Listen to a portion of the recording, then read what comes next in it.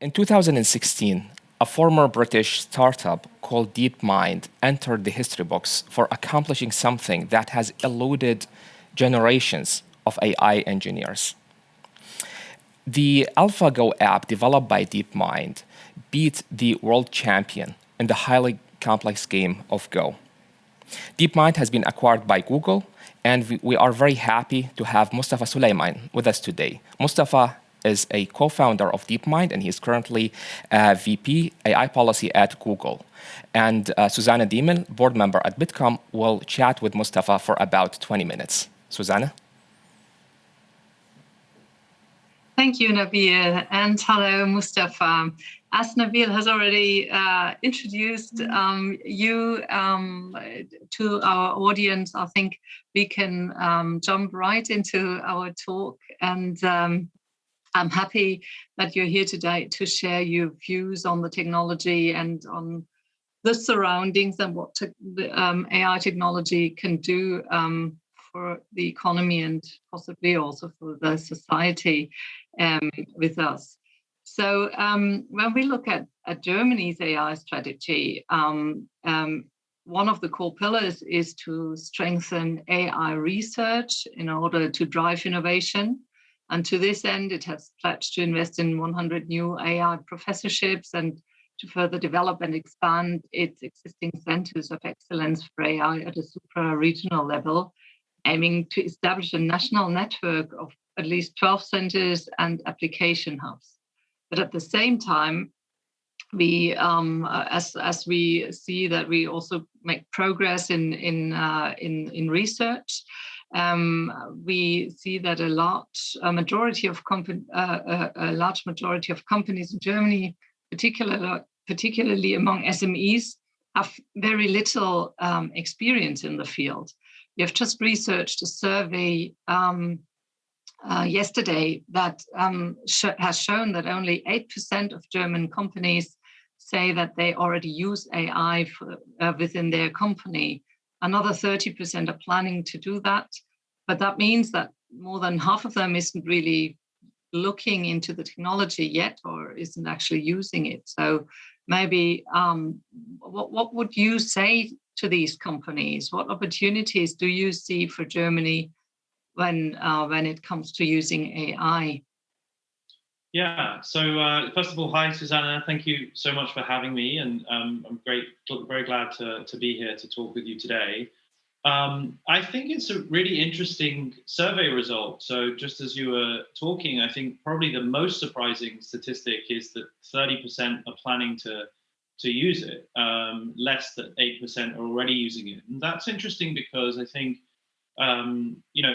if the pandemic has taught us anything, and if there is any sort of bright spark to take from our experience over the last 18 months, it's that digitization is going to be a critical part of our progress over the next 10 and 20 years in our future. And the way that we become resilient to shocks and potential instability, whether it's political or industrial, driven by consumption or otherwise, is to make really material long-term investments in our digitization of our infrastructure. And of course, that includes AI. And I think that has to happen both at the state level, but also among individual companies. So I think there is a recurrent conversation at the state level about how much to invest in fundamental research versus how much to focus on applied research, which can deliver more near-term benefits that are really addressing very specific practical questions. And this is an age-old discussion in the field of AI research and in all research in general. And I think that maybe more than ever, we need to be thinking about investing in fundamental research. And I think part of the challenge here is that when you look back at what has driven progress in AI over the last 30 years, a particular technique called deep learning, for example, which was essentially a set of algorithms which were invented, they started to be invented in the 70s and 80s. For many years, these approaches really had no practical applications whatsoever. I mean, it wasn't until sort of 2013, 2014 that it even looked like we could get these things to work at scale. And then by 2015 and 16 and onwards, there was starting to be really quite, useful practical applications. Before that, it was really just handwriting recognition for, identifying the text on letters in post offices. So, the rate of progress has really been phenomenal.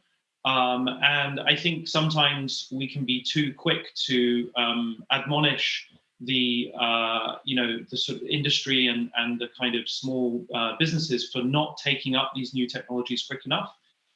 It is really, really challenging to understand how the field has changed, hire new people to help you to change your business and then adapt your business processes.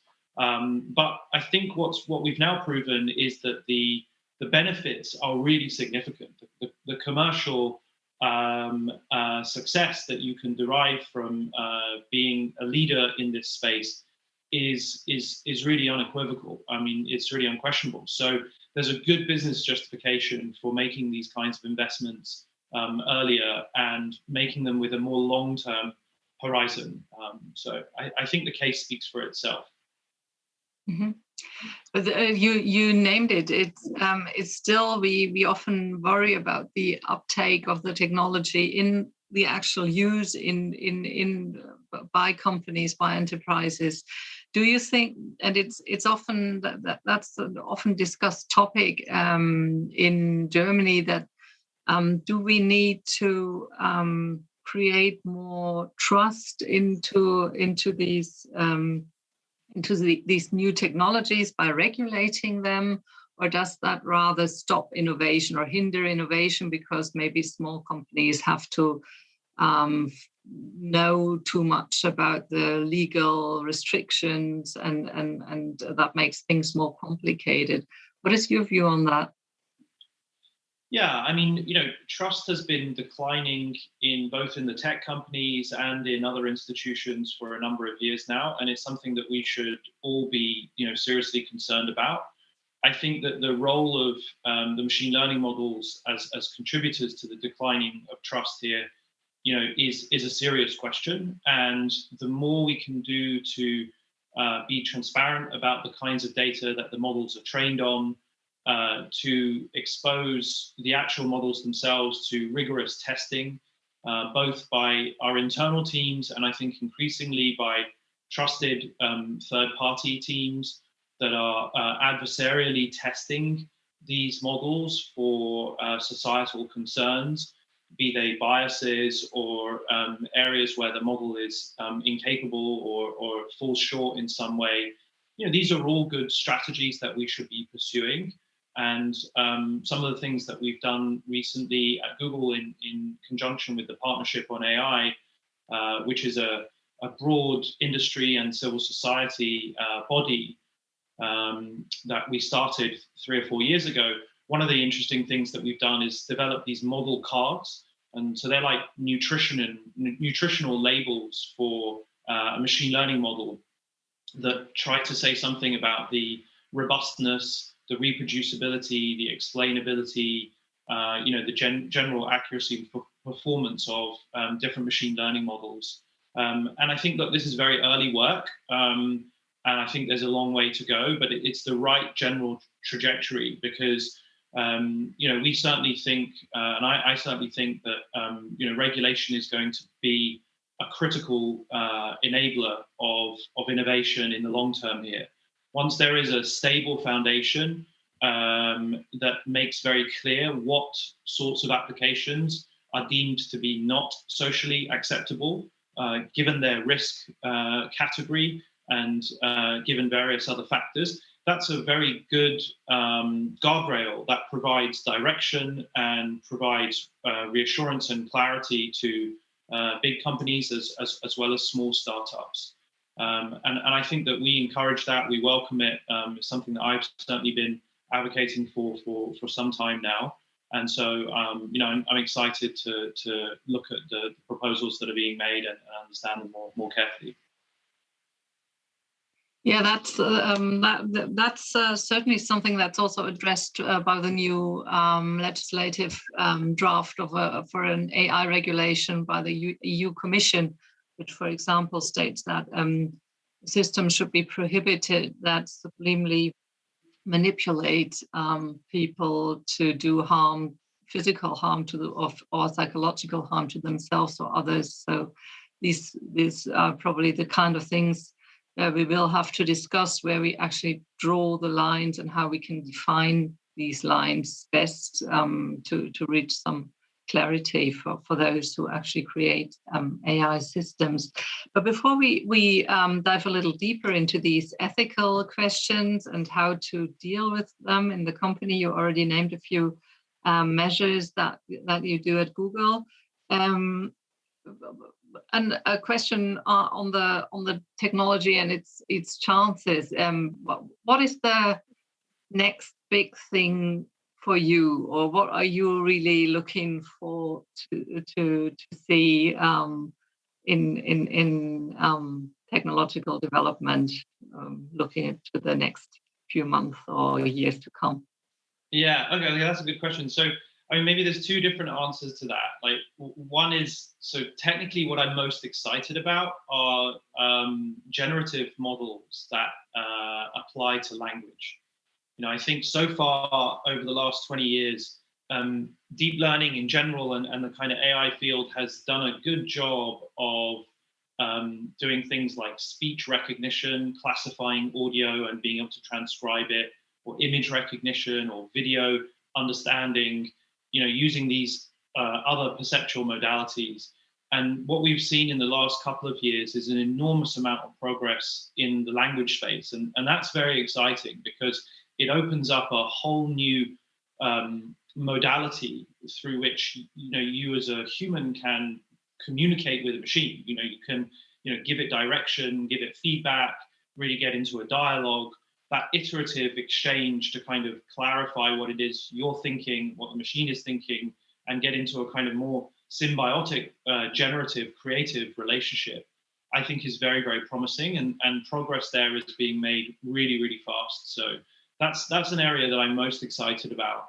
I think in terms of the kind of commercial and industrial opportunities, particularly for a country like Germany, for example, I mean, Germany is the, you know, industrial powerhouse of Europe. So at one level, it's sitting on top of an enormous you know, sort of reservoir of potential when it comes to the benefits of digitization. And I think that if you look back over the last 20 years, most of the big progress in AI has been applied to the consumer sector.